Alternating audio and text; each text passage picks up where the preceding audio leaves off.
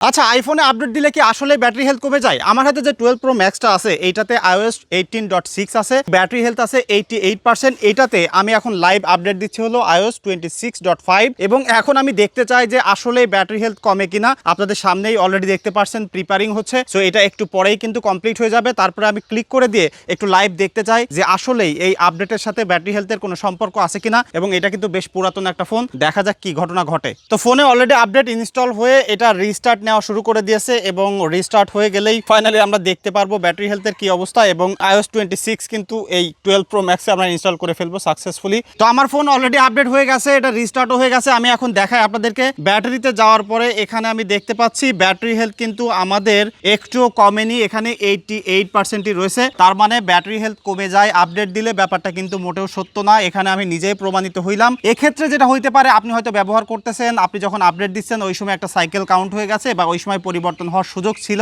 তাই হয়ে গেছে। বাট স্পেসিফিক্যালি আপডেট দেওয়ার কারণেই ব্যাটারি চলে যাবে এরকম কোনো প্রুফ কিন্তু আমি এখনো পর্যন্ত পাইনি এবং এই লাইভ কিন্তু আপনাদেরকে দেখাও দিলাম। সো আপনারা যারা আপডেট দেন তাদের কি অবস্থা, কোনো পরিবর্তন পেয়েছেন কিনা অবশ্যই কমেন্ট করে জানাতে পারেন।